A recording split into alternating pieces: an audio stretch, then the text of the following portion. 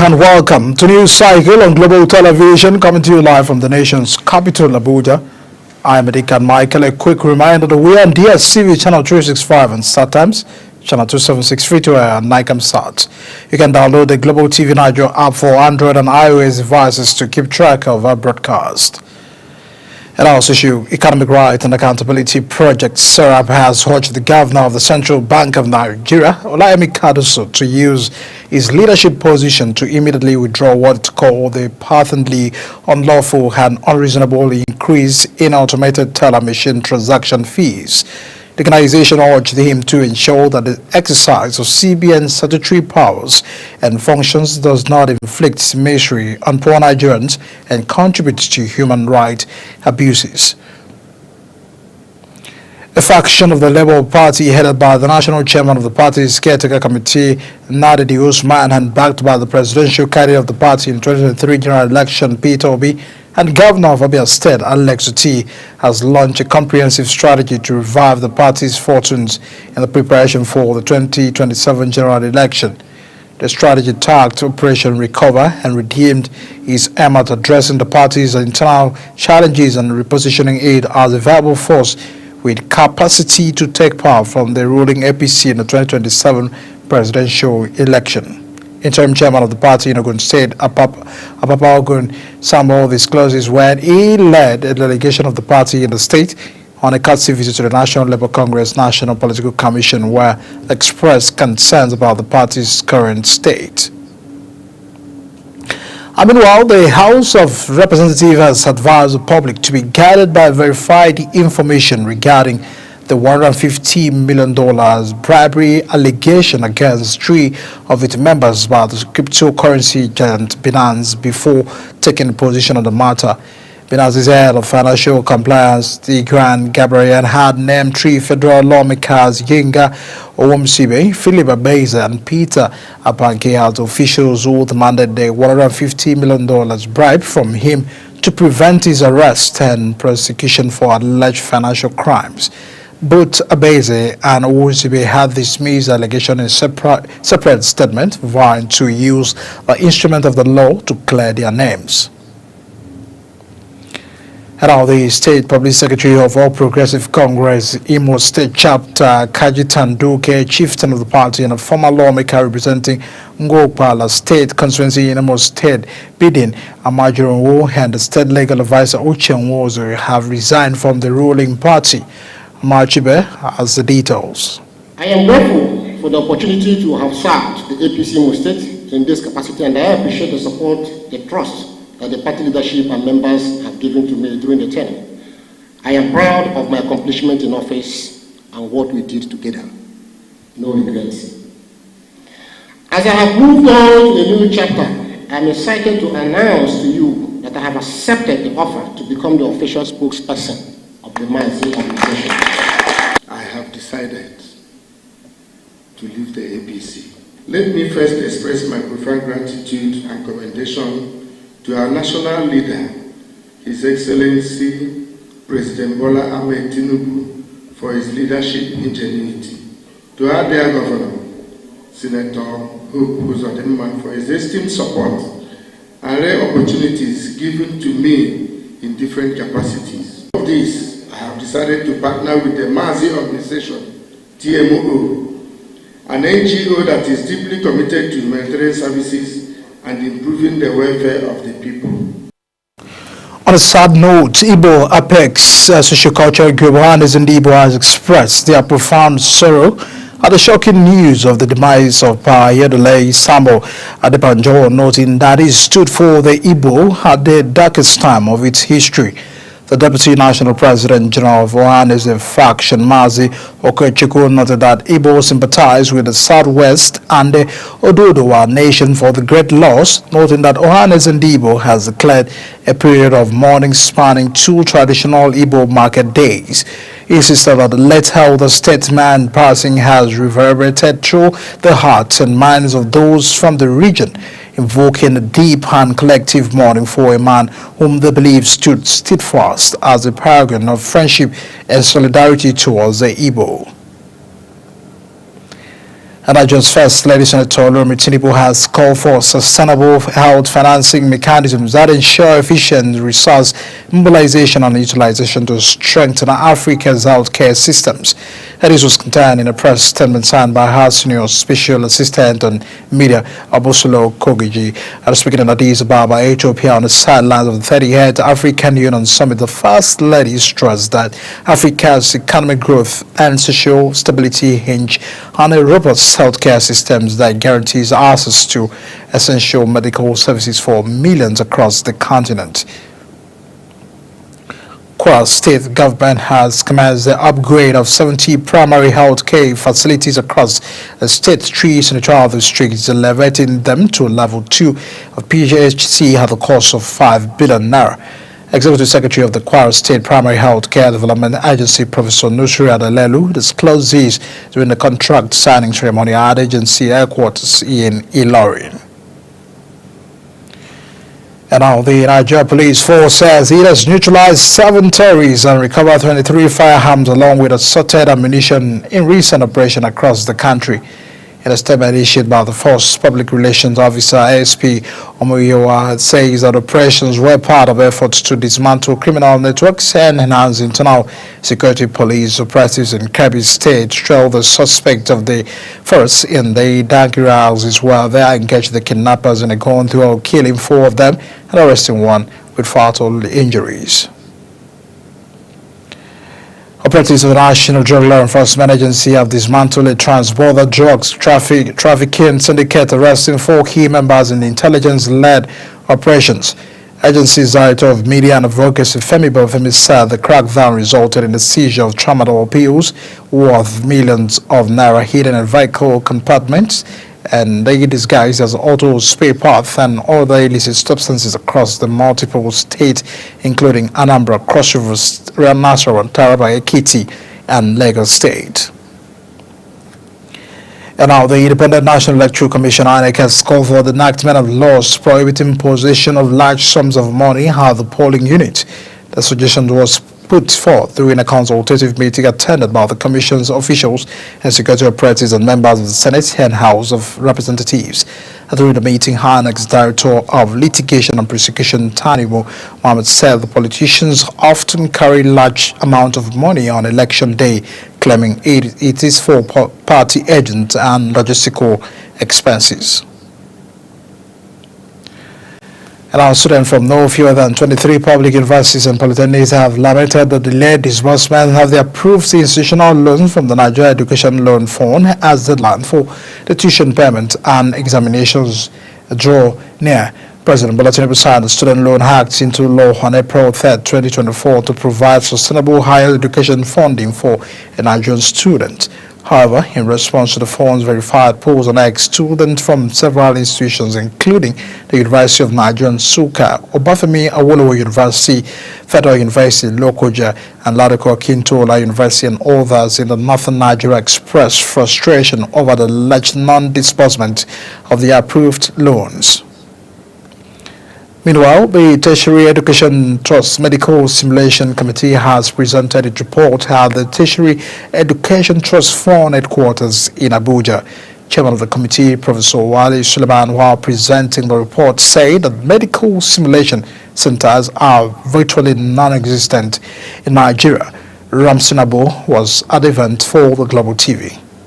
The chairman of the committee, Professor Wale Suleiman, and his team came up with some findings in their report, one of which noted that there is an urgent need for all healthcare regulatory bodies in Nigeria to incorporate medical simulation in the education's curriculum of their trainees.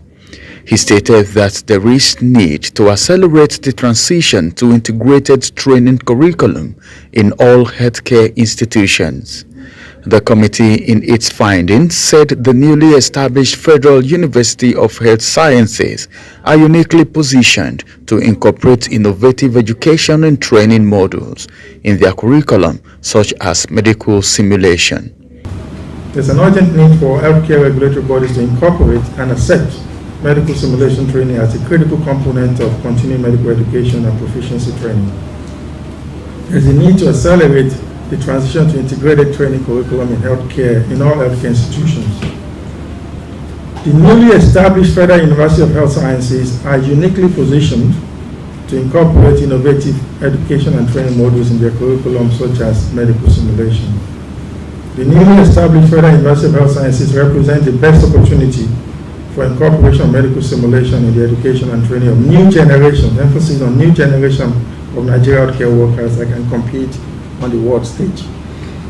An example is that worldwide now, nobody uses, most developed world don't use cadavers anymore.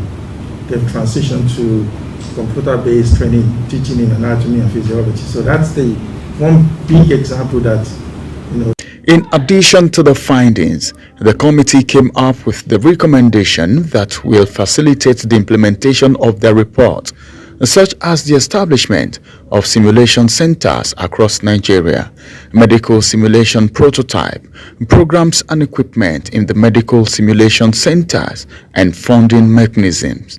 Suleiman, in his final remarks and future direction, emphasized that one of the ways Nigeria healthcare can leapfrog the 21st century health system is through major investment in education and training of more healthcare workers that can compete on the world stage. I believe strongly that one of the ways Nigeria healthcare may leapfrog into the 21st century is through major investment in education and training of future healthcare workers.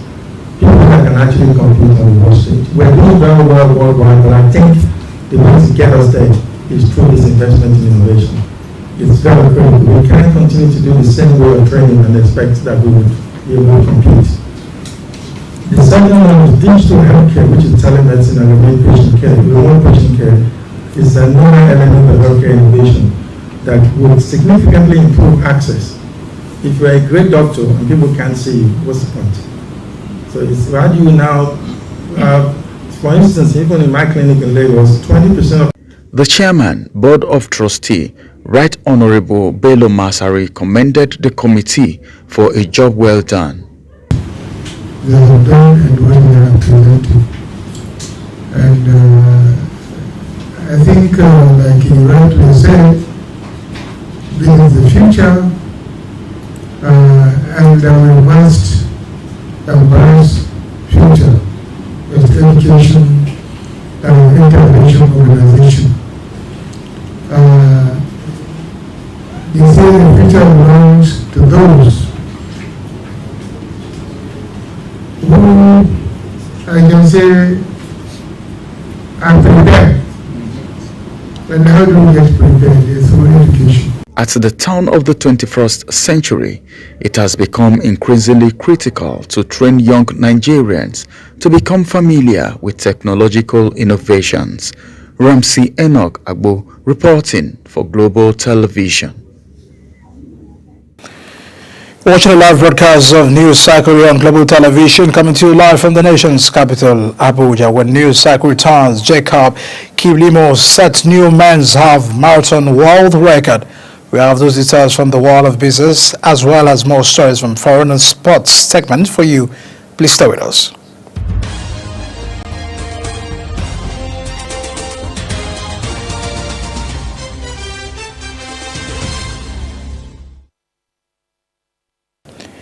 Welcome back and on to business news. Foreign exchange market turnover in Nigeria declined by 32.28% in December 2024, falling to $9.74 billion from the $14.39 billion recorded in November. This drop highlighted the FMDQ Exchange December Financial Market Monthly Report reflects the impact of ongoing foreign exchange market reforms and broader liquidity challenges. The month-on-month decline of the $4.64 billion in the FX turnover came at a time the Central Bank of Nigeria intensified efforts to stabilize the naira through the various policy measures.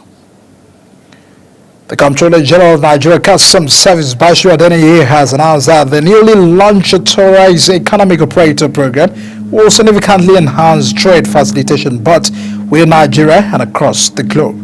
Adeniyi made this declaration during the official inauguration of the program in Lagos State, stating that the initiative reflects the evolving nature of customs, a business relationship driven by the dynamic demands of international trade and increasing need for secure and efficient supply chains. The National Association of Road Transport Owners has expressed fear of the federal government plan to ban 60,000-litre capacity tankers following the rising cases of accident involving the fuel tankers. Association's President Yusuf Othman, in an interview with Newsman, says such a move will cause a loss of 300 million worth of investment by the tanker owners. The federal government, through the Nigerian Midstream and Downstream Petroleum Regulatory Authority, is considering placing a ban on 60,000-litre capacity petroleum tankers. When I get to the foreign scene, as few heads of diplomacy can impose the longevity of the Mahmoud Ali and the foreign minister since 2005, who was elected Saturday to head the Africa Union Executive Commission. Yusuf won the record support of the two-thirds of the region's leaders in Ethiopian capital Addis Ababa to secure the post, representing some 1.5 billion Africans across the continent. The 59-year-old was deemed an outside shot against the veteran Kenyan politician Raila. Both observers have praised the career diplomat's low-key campaign to succeed the Chadian Faki Muhammad and head a pan-African bloc. A U.S. official says Secretary of State Marco Rubio plans to meet Russian officials in Saudi Arabia in the upcoming days for talks ending the war in Ukraine. An America's top diplomat will be joined by the National Security Advisor Mike Waltz and the U.S. Special Envoy to Middle East Steve Witkoff. U.S. Special Envoy to Ukraine Kate Kellogg said Washington, Moscow and Kiev will be involved in talks, but Europe was not invited. Another escalating conflict in the Democratic Republic of Congo will dominate an African Union summit opening Saturday with the DRC president absent after Rwanda-backed forces seized a second major city on its territory. The 55-nation body meet in the Ethiopian capital Addis Ababa as Africa faces a devastating conflict in the DRC and Sudan as well. U.S. President Donald Trump's calls to U.S. development aid, which have hit the continent hard. Now, the continent's leaders represent around 1.5 billion people in a body long criticized for sluggishness, inefficiency, and toothless statement. At least 18 people are estimated to have died during a stampede at the railway station in India's capital late Saturday when surging crowds scrambled to catch trains for the world's largest religious gathering. The Kumbh Mela attracts tens of millions of Hindu faithful every 12 years for the northern city of the Prayagraj and has a history of crowd-related disasters, including one last month when at least 30 people died in another stampede at the holy confluence of the Ganges and the Meghna rivers. Hamas has freed 3 Israeli hostages in exchange for the release of the Palestinian prisoners in the latest swap under a ceasefire agreed by Israel and an armed group last month. The 3 hostages handed over on Saturday are American Israelis and the Chen 36 Argentinian Israeli on 46 and Russian Israeli Alexander 29. In return, 369 Palestinians held in Israeli jails were released. Wrap it up with the foreign scenes. Ukraine's President Zelensky has called for the creation of an army of Europe to guard against Russia, as he suggested the U.S. may no longer come to the continent's aid. And speaking at the Munich Security Conference, he also said that Ukraine will not accept deals made behind his country without the involvement after United States President Donald Trump and Russian President Putin agreed to start peace talks. Now, in a speech in which he attacked European democracies, U.S. Vice President J.D. Vance warned that Europe needs to step up in a big way at defense. On our heads to sport, as Uganda's Jacob Kilimo shattered the men's half marathon world record, clocking an unprecedented 56 minutes and 41 seconds. This remarkable feat saw the 24-year-old obliterate the previous record by staggering 49 seconds, marking the most significant single improvement in the event's history. Kilimo's previous world record, 57-31, set in Lisbon in 2021, was surpassed by Ethiopia's Yomif, who recorded 57-30 in Valencia in October 2024. Retired Nigerian table tennis star Edem Offiong has joined the Texas-based Lone Star Table Tennis Academy in the United States as a coach. The 5-time Olympian who announced her retirement after the Paris 2024 Olympic Games have been described as a valuable addition to the academy located in Houston, Texas. In a statement, the academy expressed its excitement that warmly welcomed the Nigerian star, noting that a two-decade experience will be invaluable to the academy. And that's our package here on News Cycle. A quick reminder that we are on DSTV channel 365, Star Times channel 276, Fito and Nikamsat. Kindly follow us on all streaming platform now shown on the screen using @Global TV NG. You can download the Global TV Nigeria app for Android and iOS devices to keep track of the broadcast. I'm Dick and Michael. Many thanks for watching and staying with us. See you again.